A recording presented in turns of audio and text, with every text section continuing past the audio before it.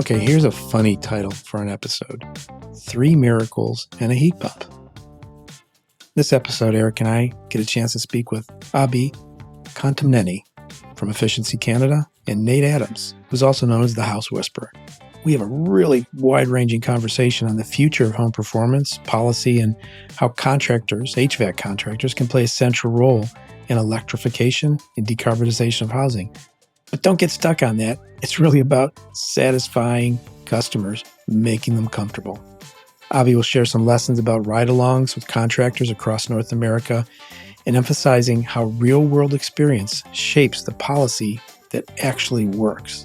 And he's working on that hard. Nate dives into his shift towards consumer education and the systematic problems he's observed in program design and incentives. Together, they really unpack how well-meaning policies can backfire and when they disrupt the natural rhythm of contracting businesses, highlighting the urgent need for smarter, more contractor-centric approaches.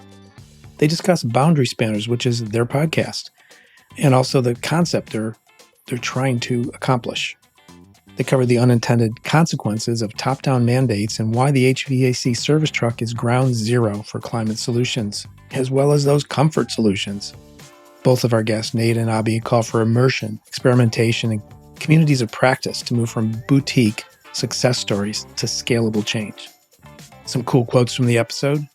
From Abhi, "The brain can't absorb what your butt can't endure."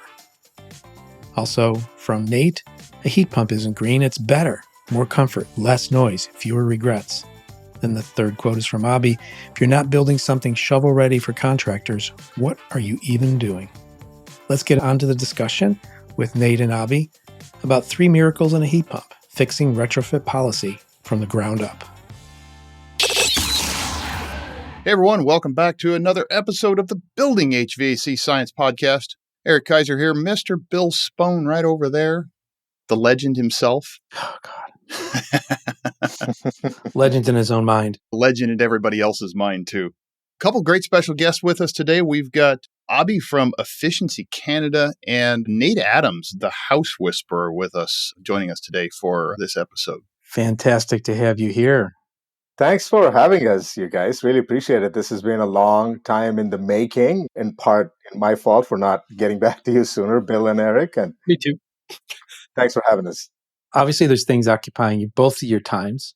So why don't we talk a little bit about that, get some background for any listeners who don't know Nate, who don't know Abhi. Abhi, go ahead, man. Yeah, go first. Alphabetical. Thanks, man. Yeah, alphabetical. Beauty before age. So Abhi. There you go. My name is Abhi, and I live in Canada now, but I went to grad school in the United States, in Michigan, in the Upper Peninsula of Michigan, and I moved to Canada about 7 years ago, originally from India. I work for an organization called Efficiency Canada. So for folks in the United States, we are like the ACEEE of Canada. Basically, we are a think tank that is trying to help elevate the ambition of governments and institutions to use energy efficiency in Canada to its fullest potential. My role within the organization is to work directly with people who are working on the front lines of the policies we're trying to better understand. So for the past 2 or 3 years, I've been traveling across the country of Canada and also parts of the US, doing ride-alongs with HVAC contractors as a researcher, being an employee for the day, so I can better understand how solutions could work better, how their businesses work, and how the conversations happen at the kitchen table, so we can craft shovel-ready policy that actually helps people doing the actual work of renovating and retrofitting people's homes. And so the focus is it primarily HVAC contractors? I mean, efficiency is a broad category. Are you in this one subset of heating, cooling, conditioning home spaces? For me, it's been for the research part of it. It has been HVAC contractors, insulation contractors, home renovators. There's a whole spectrum of it. But I think that HVAC contractors can be the tip of the spear for home electrification, for whole home retrofits, and we can get into that a bit later. But my instinct and what I've observed on the road doing ride-alongs with contractors is that HVAC contractors seem to be uniquely positioned to lead the charge on this, but there's some challenges along the way, and we can talk about that later in the episode. Great. Nate, what's up? It's kind of funny to introduce myself this way. I'm known as the House Whisperer, been in the building performance world for 15 or 20 years now. and wrote the home comfort book, have the air sealing course out there, and I'm now moving back towards consumer education. But Abhi and I have known each other for pushing a decade now, thanks to Twitter, of all places. We were discussing indoor air quality to begin. It was a Fubot data that began everything. And we've just remained friends and had interest in similar things. And both of us tend to have our feet in different worlds. So I'm part white collar, I'm part blue collar.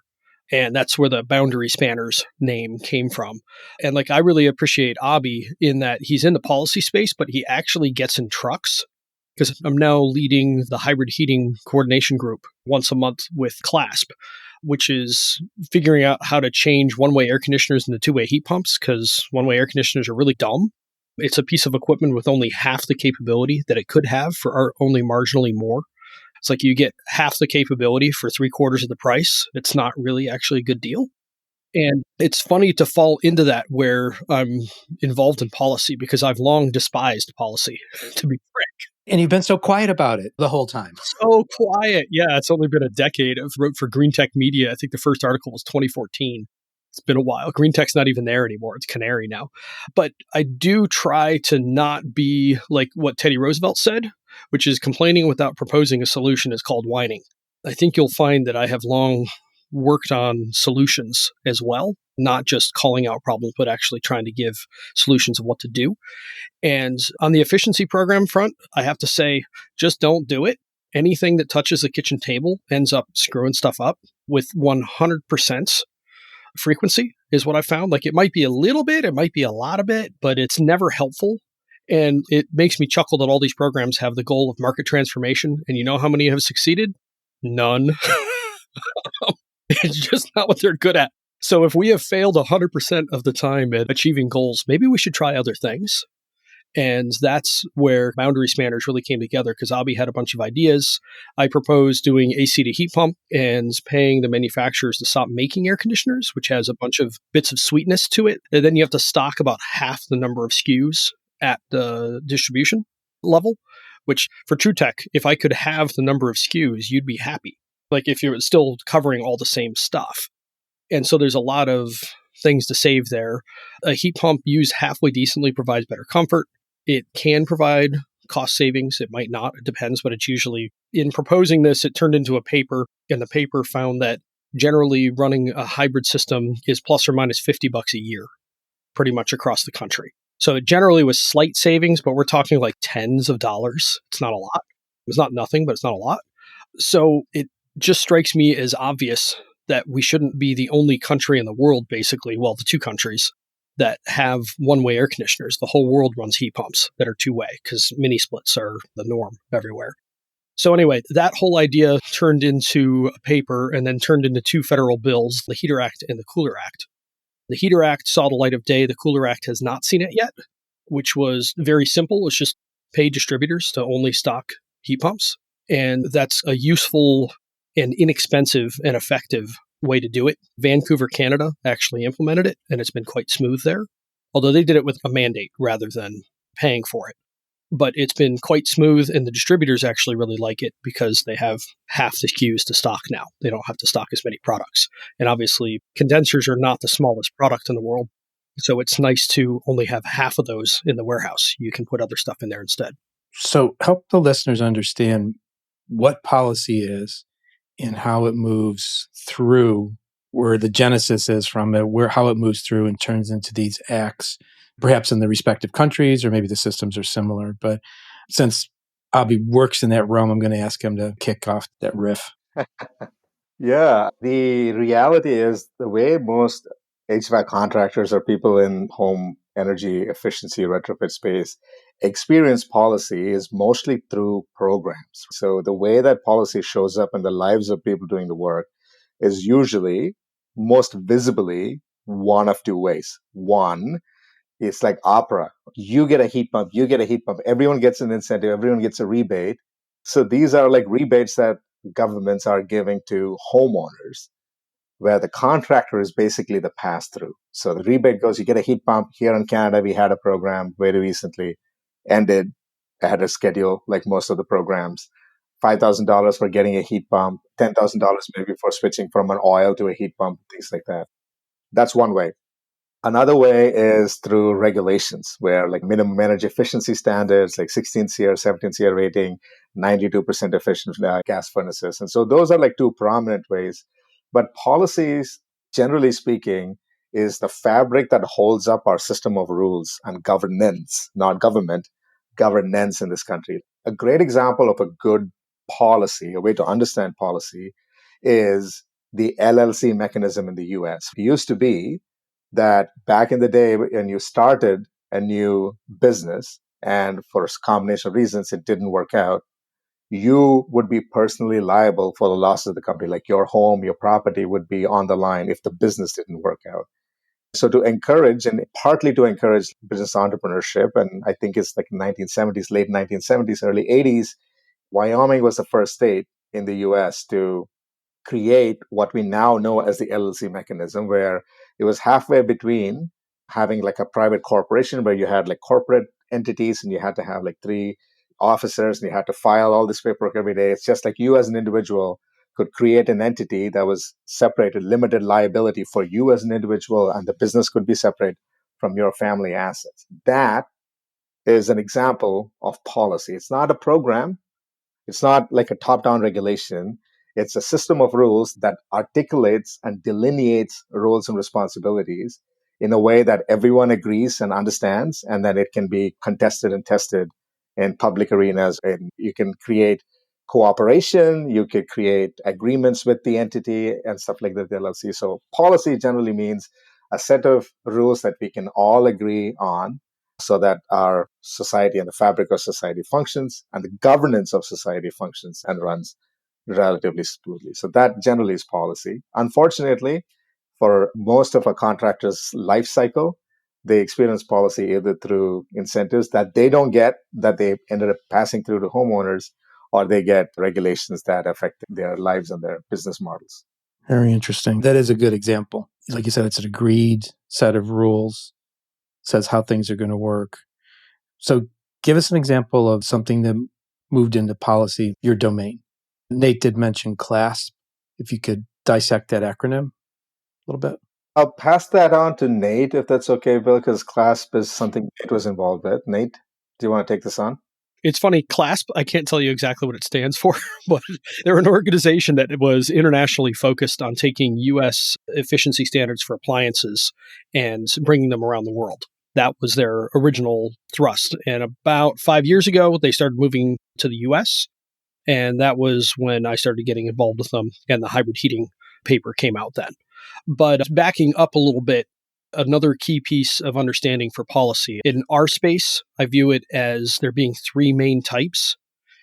You can have downstream policy, which is generally incentives that go to the consumer. So that affects the kitchen table transaction or possibly the contractor directly. Then you have midstream incentives or programs, which would affect the distribution side of things, the supply houses, the supply chain. So that could be training, that could be incentives. There's a whole lot of different things. And Abhi has put a lot of thought into this, as some other things to try. And then the top level is upstream incentives, which go to the manufacturers themselves. So if you want to affect the entire market at once, upstream's kind of the way. But there's obviously pretty strong limitations to that because it literally takes an act of Congress, which is not the easiest thing to get done right now. Midstream can be done at the utility level or the state level, or if there happens to be maybe a city level. And then downstream can be done by a whole bunch of different entities as well. But in my experience, downstream ends up being problematic in every instance, whether it's a small bit or a large bit. So I think we need a lot more focus to think about midstream and upstream, and probably mainly midstream, because that is where change can be made in the near future. You mentioned also the Heater Act as having gained traction and the Cooler Act not. Can you explain what those two things are? And are they policy or are they the outcome of policy? Well, they are the policy. So the Heater Act was, what was that, 22 that got completed? So that was working with ACEEE, and it ended up being a little bit sausagey because it was 2 or 3 different ideas mashed into one bill. But it was essentially looking to help guide some technology shifts to things that run on electricity more than fossil fuels. So that's what that was doing. And while it wasn't perfect, I thought it would have been effective. And that was out in time for the IRA, the Inflation Reduction Act. But sadly, that didn't happen. And then the Cooler Act was done by Senator Martin Heinrich's office. And it's actually really clean. I think it's like 7 or 8 pages, which for legislation is incredibly short because there's only like 200 words on a page or something crazy. And there's all the weird rules of it. It's its own strange breed of legalese. But that's actually a really clean execution of basically, let's stop making one-way air conditioners and only make two-way air conditioners or heat pumps. But that one didn't make it to the Senate floor yet. What are some of the things, Abhi, that you've learned in your ride-alongs that help you shape your work?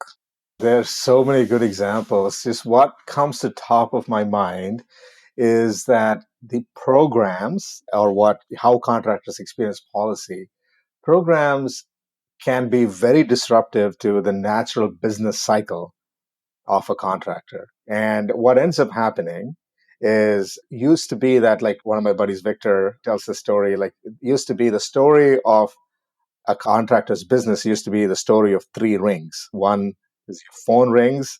Second is your bell rings.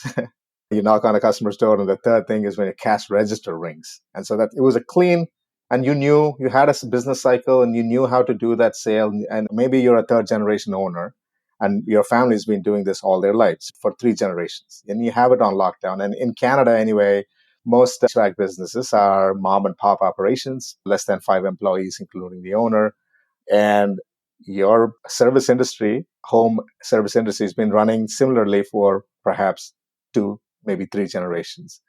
Things are a little different right now, especially when you have policies that require, programs that offer incentives for homeowners. When your business has to shift its business practices to account for this new funding, because when that first phone rings, that's what customers are asking for. I heard that on the radio that a new rebate is coming out.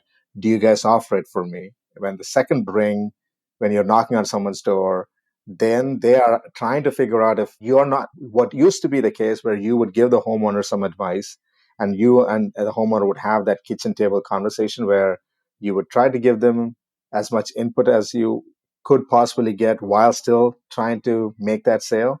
And you had that business process. Now that conversation is about, okay, how do I get this rebate? When do I get this rebate? How do I do blah, blah, blah? And then when the final cash register rings, chances are you're not getting paid for like 60 to 90 days after you've done the install. So it disrupts your natural business cycle, and then it creates in some ways winners and losers. Some companies are able to adapt and use these policies to grow not just the size of their company, but to grow, reach more areas, reach new type of customers and things like that.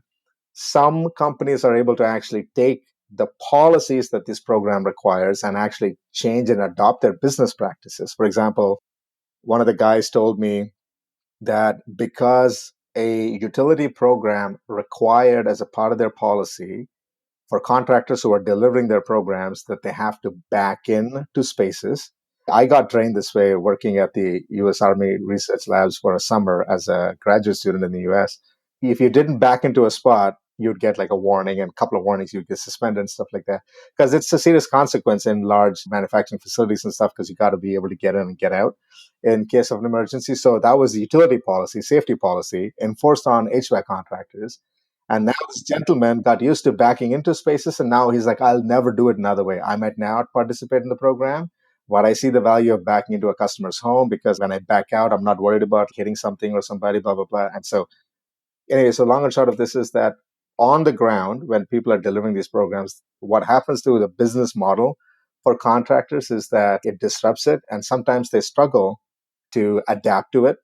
Second thing is that there are some positives, that practices that are sticking with contractors long after their programs come and go.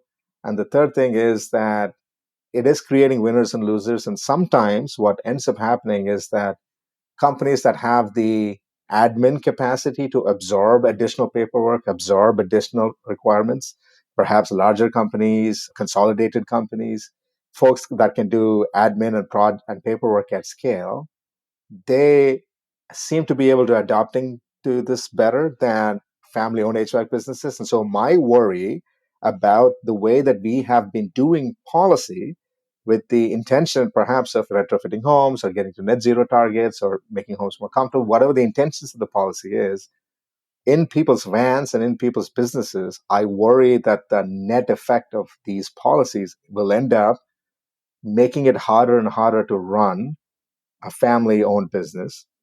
And the natural pathways that will be available to family-owned business will be to sell to a consolidation company. And there are some downsides to that, I think, is that at least in Canada, used to be that the pathway to a middle-class wealth creation used to be through skilled trades business ownership, through owning a local service company where you're having fun and making more money solving problems for people in your own community. And those pathways, if those pathways towards owning that business will become more restricted if policies and programs make it harder for you to run a successful business in the same way that your parents and your grandparents did. Especially these days with equipment being more sensitive to install quality, with changing nature of home ownership, changing nature of like service tools, like service tightness, stuff like that. The landscape of how a home service business is run is extremely complex and complicated. So when we layer policy on top of this, my worry is that it accelerates the trends that we're already seeing in the industry with like a rising number of people retiring, not selling their business to the family or their workers, but selling it to a consolidation company. A lack of young people coming into the skilled trades. There's a lot of these patterns happening in the industry. And I worry that policy, if it's not built from the perspective of business models, from the perspective of contractor businesses, I worry that it ends up being like an accelerant that makes these trends worse. And in the long run, it hurts everybody. It hurts contractors and their ability to make money and have a family-owned business. It hurts homeowners because you may be getting some short-term value from these companies, but like in the long-term value of like renovating and retrofitting your home and stuff like that, what you ends up happening is that you end up with transactional one-time sales nature for some of these companies and not like a long-term consultative relationship that you could have with an HVAC contractor or a home renovator, for example.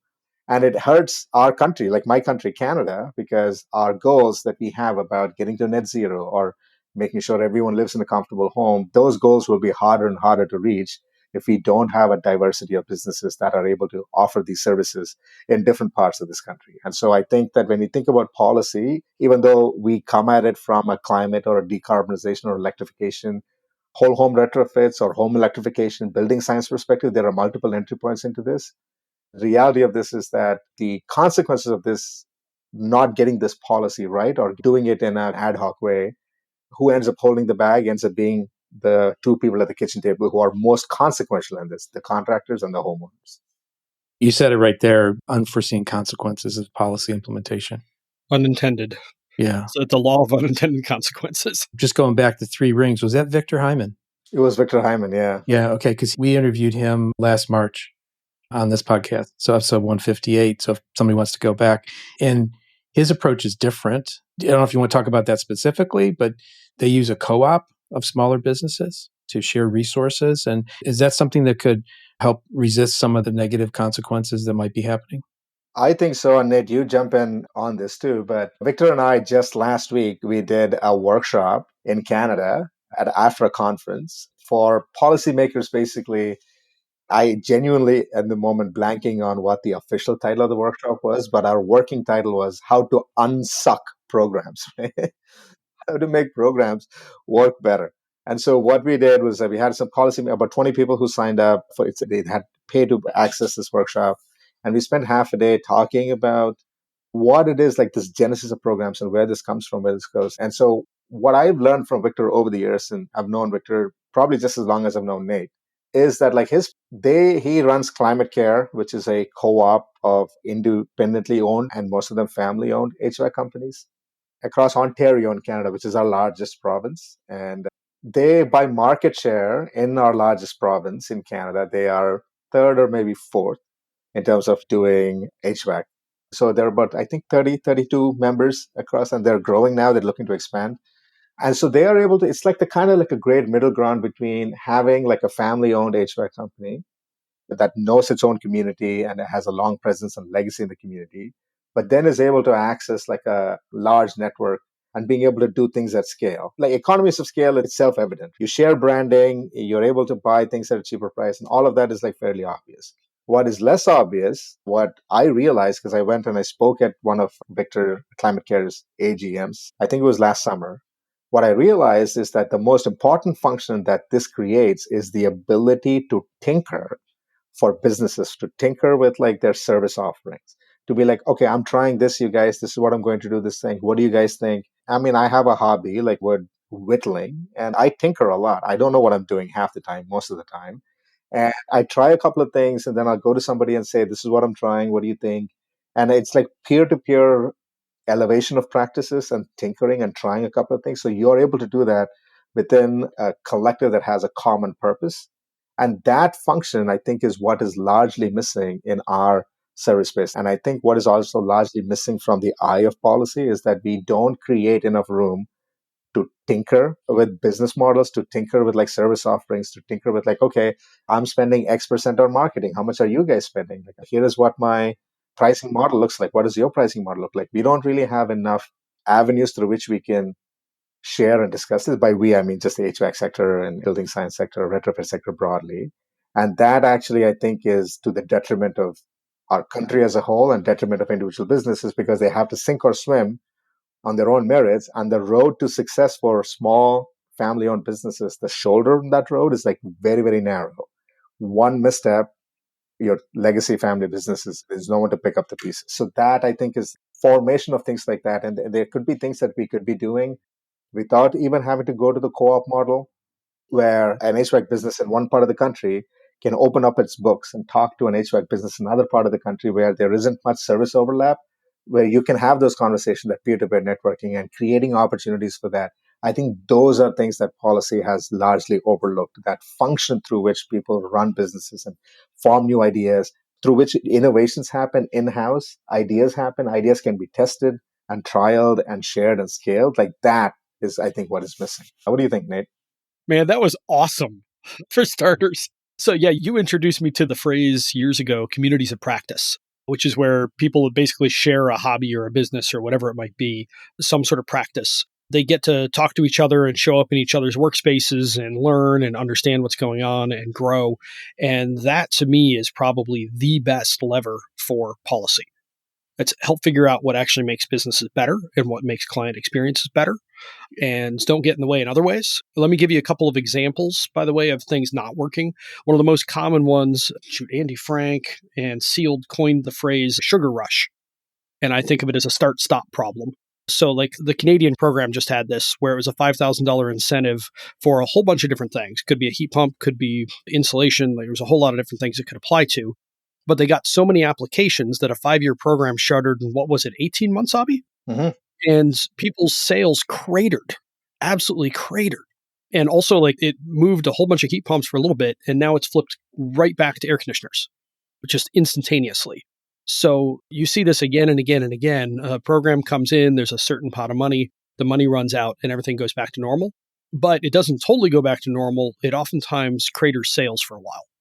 So another example is if the tax credit for solar is going to get rolled back, which looks pretty much certain at this point, and it's going to be a cliff. Next year, it wouldn't surprise me if we lose half the solar installers in the US because of that going away so quickly. There's a whole lot of trepidation there.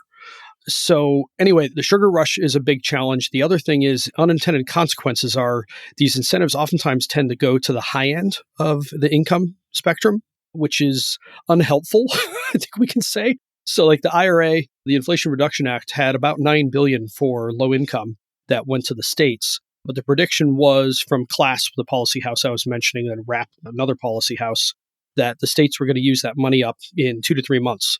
That so far is what has happened. So like California got the pot of money, and it was like 70 days or something like that. They ran out of money. So it's another start-stop that just ends up being, frankly, a waste of human capital and then a waste of just taxpayer money. I think it's just not a great way to go. Meanwhile, the federal incentive, which will probably end this year as well, is $2,000, but you have to be able to wait for $2,000 until tax time. That cuts out, 80 or 90% of Americans? So that really is only useful to the high end of things. Ironically, I'm about to use it on this house because I don't like the heat pump I put on here. I'm going to pull it off and put another one on, and I'll get to $2,000. But anyway, there's all these things that can mess things up. Another way to look at it, like Abhi was mentioning, is a sales process problem. In sales, you don't want to start with price. That's the wrong way to do it. You want to start with understanding what problems people want to solve, understands what the needs of their house or their current system are, and then what their budget is. And then you start to guide them towards something that matches those things up. When you start with price and with equipment selection at the front ends, it throws everything off. And what usually happens with incentives is people's eyes come off of results and they go to, ooh, free money. I assume that all of us have at one time or another bought something because it was half off, but we didn't need it. Or it was just wrong. Like, ooh, you get greedy and you're like, oh, this is great. And you get home and you realize it's a double X. It's not going to fit you. Whatever the product is, it's just wrong. And that is generally what incentives end up doing. They end up having people buy the wrong stuff. And I've seen that just time and again and again and again. And it's really frustrating to watch because all of us here have an engineer's mindset. So when we see an extremely suboptimal outcome that came because of a little bit of free money, or maybe a lot of bit of free money, it's just dumb. And it's incredibly frustrating to watch that happen because we're watching someone get harmed over that. That's why I really don't like downstream incentives. Like I've thought on this for over a decade now. If you gave me $1 billion to design a good program, I'd still draw a blank. I have no idea. Just thought on it. I don't think there's anything that we should be doing at the downstream level. Midstream, absolutely. There's all kinds of stuff. Abhi and I did a fun episode where Abhi was king for, what was it, a week or a day, whatever it was. So it was fun getting to call him my liege. But he had 9 different ideas of things that we could try that would actually be helpful either to distributors or to contractors that didn't involve direct incentives. And if market transformation is the goal and we have failed 100% of the time for many decades at this point, maybe we should try something else. That is a lot of what we've worked on talking about in the Boundary Spanners podcast that we do off and on. I'd love to say that we're consistent. We're not. But when one of us has an idea we really want to talk about, we sit down and we record something. So I want to shift the conversation a little bit and get a little personal, not in a rude way, but you're both so passionate about this. What is driving this? Can you talk to them? Guy, you're going to get me on my soapbox now. Okay, Bill and Eric, here's the honest truth. So I moved to Canada. I chose to move to Canada. I grew up in India. I spent some time in the States, and I chose to move to Canada. Canada is now my home. I am Canadian now. And so for me, this is the place I now call home. And as a new Canadian, I feel a deep sense of gratitude for this place. With that comes a sense of duty and obligation. So the way I see I have a set of skills. Unique. Like I don't want to get all Liam Neeson on you, but like I have a unique set of skills. I'm good at like a couple of things. As long as you're not going to find us and kill us, Abhi, we're good. He's all the way out in Newfoundland right now, so we're kind of safe. There's at least a few hours. Yeah, we're safe. It's a long drive from all of us. It took me 8 days to get off of this rock. And I have these theories about home and belonging. And I think home is a habit. And I think belonging is a practice. And I think you can get better at belonging to places. I can get better at being Canadian by taking a more active role in this place that I call home. And so for me, that's what is driving this. Like, I mean, yes, I'm employed by an organization that its role is research on energy efficiency and turning the research into active policy. That is my daily job, and I'm happy with it, and I'm proud of the work that we do. But what gets me out of bed in the morning and what helps me sleep at night is knowing that whatever it is that I'm trying to do is something that helps me feel like I'm doing a better job of being Canadian. And there are things that are missing. And this is a quote from a niece. And she was 8 years old at the time. And she was showing me her like garden. And she told me this quote that I've turned into like a life mantra of sorts. Like she said, Abhi, I have ideas. Many of them are goofy, but there are problems and I want to try. And so for me, that's the thing I see when I look at policy and how policy approaches problems that we're trying to understand and solve. I have some goofy ideas, and we've talked about some. We can get into a little bit more detail later, but I have some ideas that I've developed from spending a lot of time with contractors.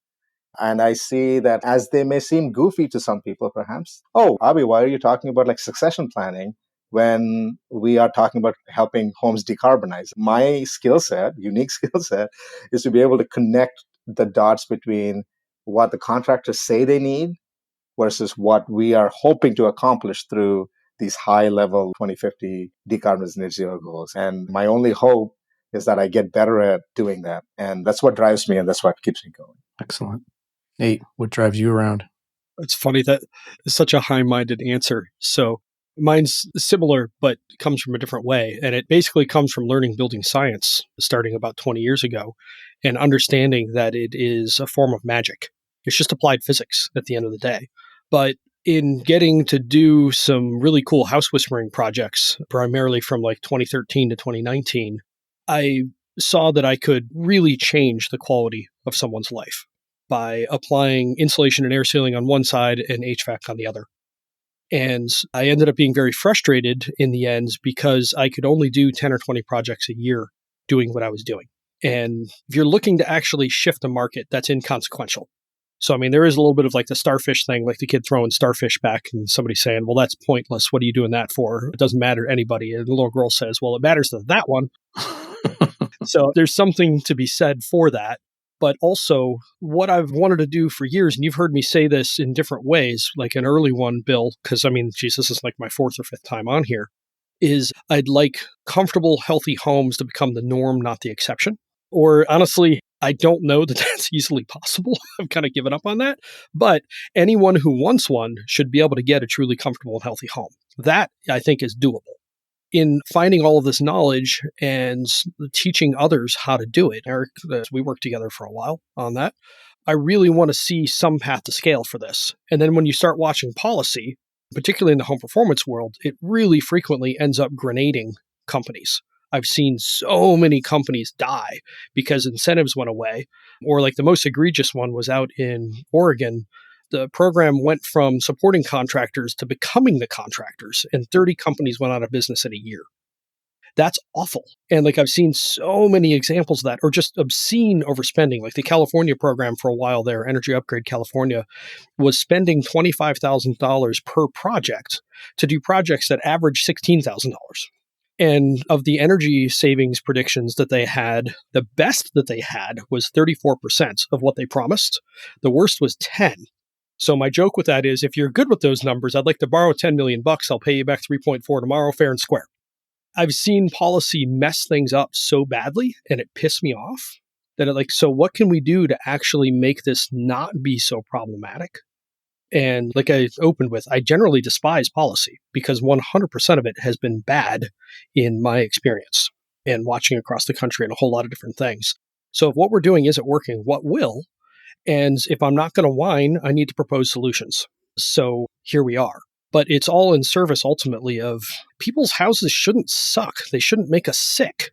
I've watched that sort of thing happen. My mom is environmentally sensitive, and I don't have much control over her house right now, which can drive me bonkers at times. I watch her getting sick, and I have an idea of what's going on behind it. And it's hard to watch that sort of thing. And she got made really bad by a house that my dad and her owned for a while, that you walk in and it just reeked of mold. And if you're environmentally sensitive, you don't want to be in places like that. You're going to get sick. So I've watched a lot of people. I've helped a lot of clients turn things around.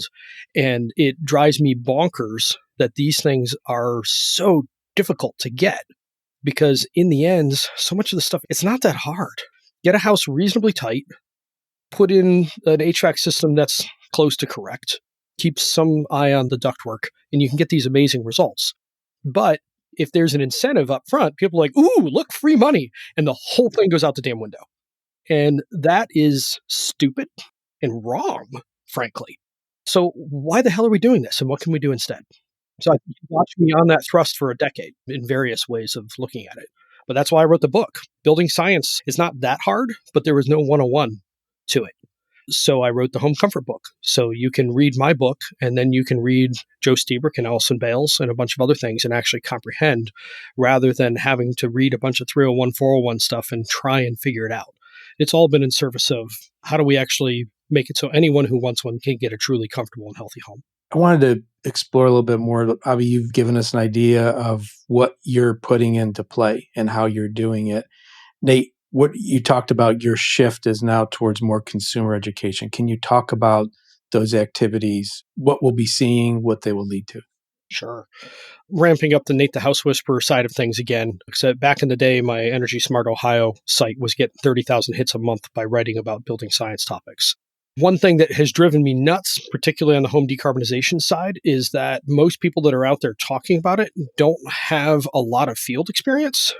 And they're oftentimes talking very much to early adopters, which one thing that drives me bonkers about home performance is we've had the science to do these houses right for a couple of decades now.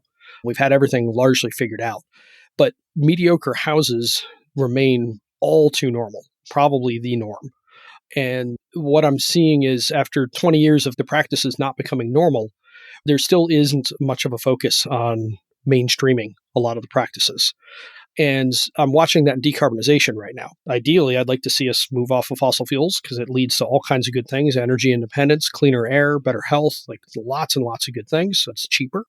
But we are watching the focus remain on early adopters and not necessarily on what works in the field.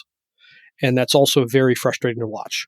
What I want to become is a third-party arbiter of truth, so kind of a Bob Vila of HVAC, only not corrupt, and teach homeowners, because the contractor side, I just tried that for 7 years, trying to find a way to make that work and failed on a whole bunch of different fronts. But if we can teach homeowners like what a good HVAC system is, and then they can ask a contractor for something, hand them a document. It's like, I want this. And if they can find someone who's curious and open to actually do that, the systems aren't that hard to do well. Coming to the HVAC side, I mean, like you need a large return plenum with a big filter, right size the system so you reduce the airflow needs, run at variable speed, right size it, pay attention to dehumidification capability if you're one of the 80% of Americans that lives in a humid climate. These are not difficult systems to install, but they're still done wrong like 90% of the time, if not more, which is just wild to watch. So if I can help educate homeowners and hopefully also educate contractors at the same time about how to do these things right, that's helpful. So that's the Common Sense HVAC Guide, which has been imminent for over a year. I'll get it done at some point here. But I also have the air sealing course and the home comfort book. And then I'll do a course on how to use past energy use to size equipment, because I found that to be a faster and oftentimes more accurate way to figure out what size equipment to put into a house if you have past energy usage. So anyway, I'm trying to wrap all of these things around so that if someone wants one, they can get the content that I'm putting out there and achieve a comfortable and healthy home. So what's your goofy idea, stealing from Abhi's niece, on getting to a platform where people are going to know what you have available? Do you have a roadmap there? That's going to be wild. But for right now, what I'm doing is we've been building these crazy Airbnbs that are heavily themed here in the New River Gorge area in West Virginia. So I just started a video series showing like what we're going to do on one of our own retrofits. That'll be one path. A lot of it's going to be tricky because, to be frank, SEO, search engine optimization, used to not be that hard. But now that we have AI coming in, there's a lot of zero-click stuff going on where your content will get borrowed and then put at the top of the Google search results, but nobody actually clicks through to see your stuff. So I don't really know what all of this is going to look like, but I'll figure it out, all in service of the next project that we want to do. Very good. Abhi, you wanted to pursue a thought there. I just wanted to say to what Nate was saying earlier, connecting with what he just said. On paper, it sounds simple, right? A homeowner would want a comfortable, healthy home, and there should be contractors who have the skills and knowledge to be able to deliver it. And yet somehow, in the way that they meet at the kitchen table and what drives, because I've been in homes as a contractor, I can see that homeowners begin the conversation like this. For people who can see me, I'm holding my hands up in front of me like, oh yeah, you're trying to upsell me something. So the contractor has to be in an awkward position where they have to both educate the homeowner and sell them a product.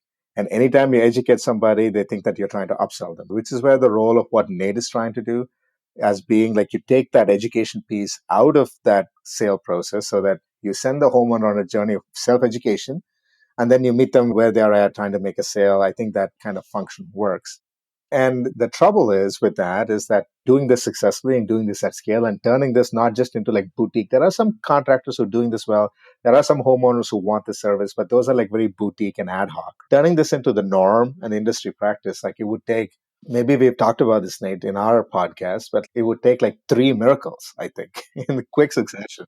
One is a technical miracle where homes are systems of systems. It's not just you swap a box out for another box and all of a sudden you have a healthy, happy home. You have to wrangle with building science. And that's hard and challenging for a lot of contractors who may or may not have not just the skills and ability to do it, but also have not the technical know-how, but have the tools and the ability to actually execute on these projects over a sequence and period of time.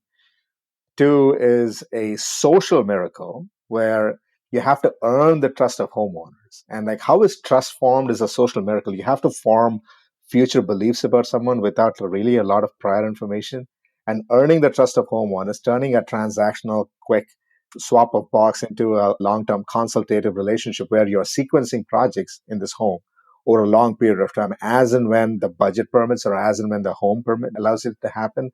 That kind of a business, you have to change your business model to fit into that, like, and earn the trust. And that's a social miracle. And finally, you have to run a successful business doing this at a time when everyone is racing to the bottom on competing on price, not on the value that you can unlock at both sides of the kitchen table. So getting these 3 miracles, it cannot change, will not happen spontaneously.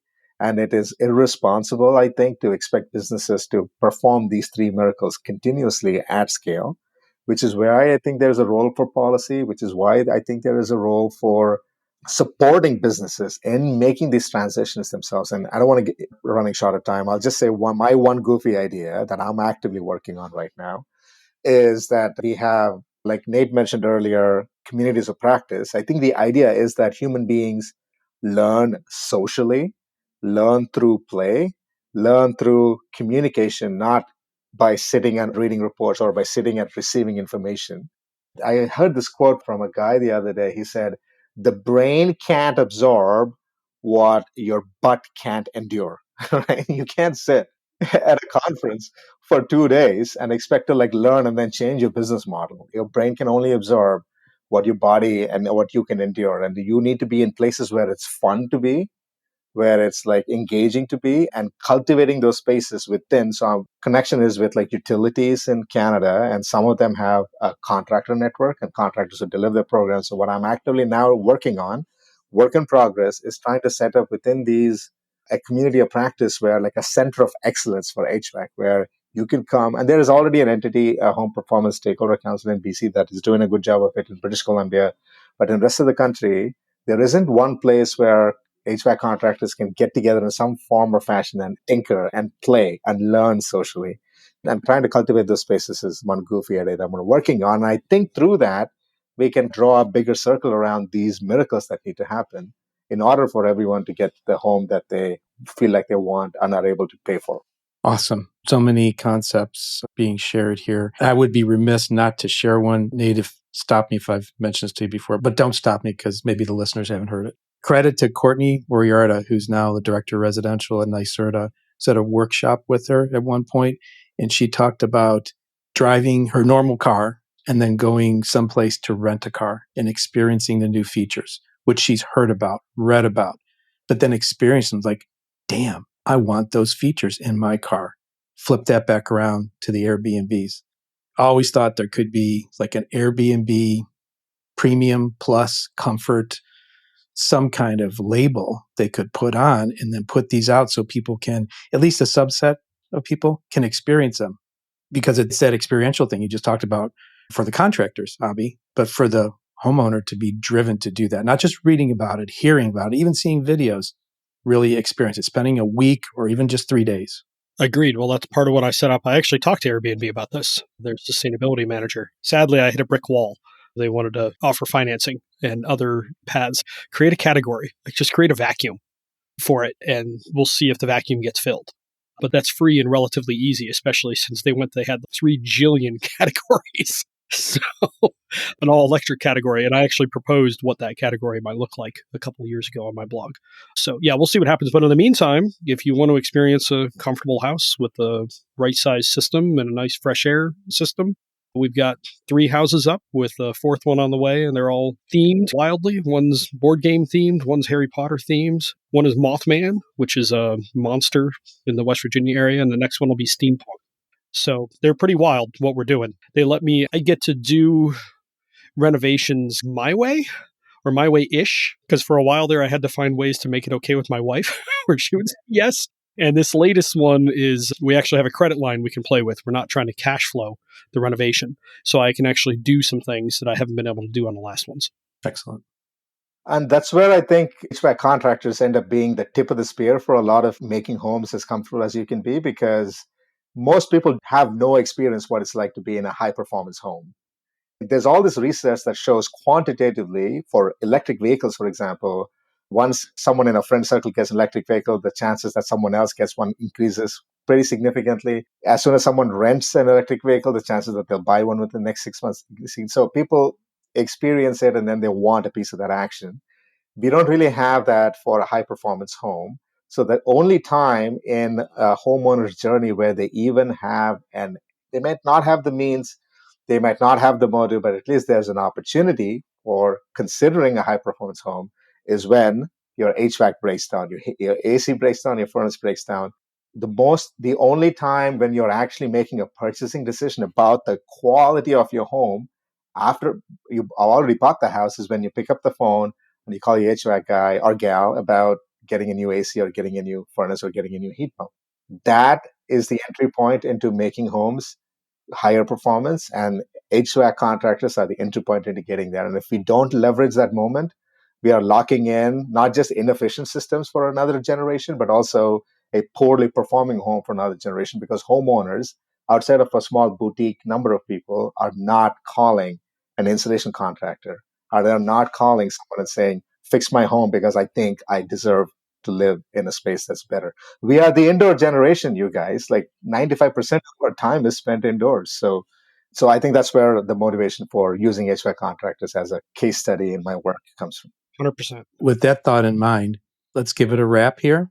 And then after we finish, I'm going to go spend some time outdoors. As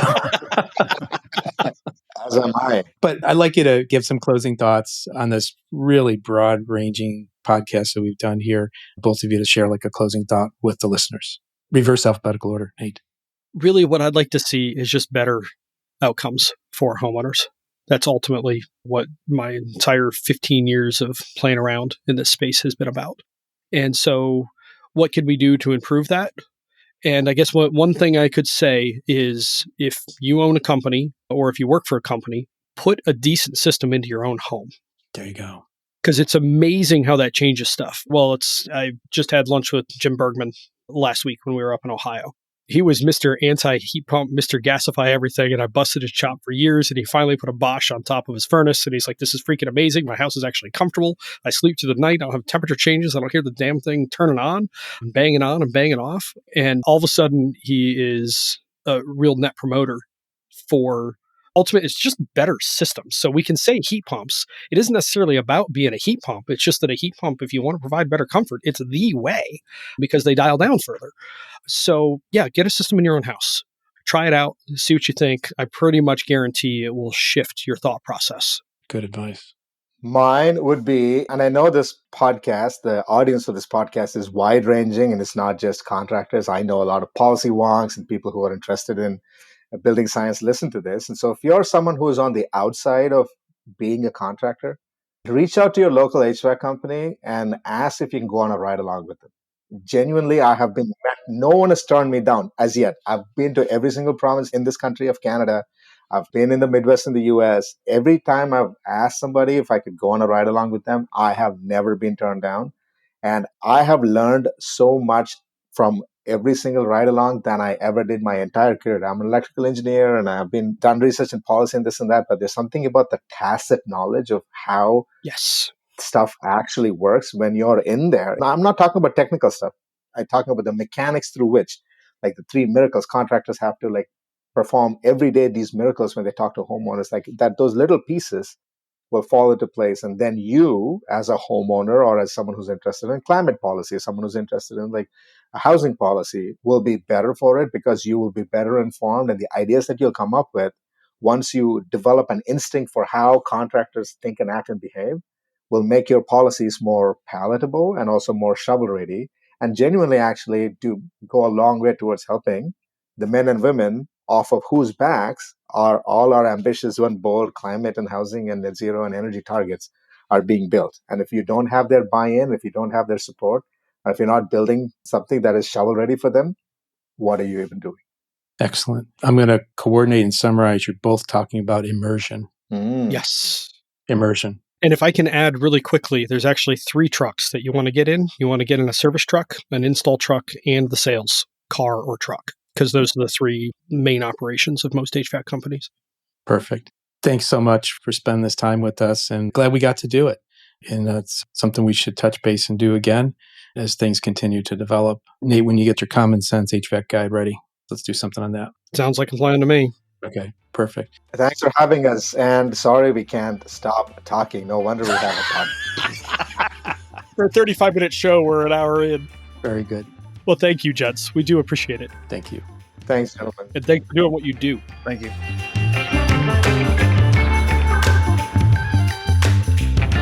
Thanks again for tuning in to the Building HVAC Science podcast. You can leave us a voicemail by going to our podcast page, buildinghvacscience.com, and clicking on the microphone in the lower right-hand corner. We also encourage comments and feedback no matter what platform you use, and hopefully enjoy our content. You can follow us on Facebook by typing Building HVAC Science in the Facebook search bar. If you have any questions or want to suggest a topic, reach out to us at marketing@truetechtools.com. Some of the topics we discuss require technical training for proper interpretation or safe execution. So if you're a trained pro, you can proceed immediately. If you're not, please consult with and hire a trained professional. The Building HVAC Science podcast is a production of True Tech Tools Limited. In full disclosure, I'm the owner of True Tech. The opinions expressed are those of my guests, my co-host, or myself, depending on who is speaking. And if you're in the market for some great tools or test instruments, take a look at what True Tech Tools has to offer, TRUTECHTOOLS.com. You can use the offer code HVACBS for a nice discount. Okay, that's a wrap. Until next time, we want to welcome you back to listen to more of the topics we present on the Building HVAC Science podcast. Take care.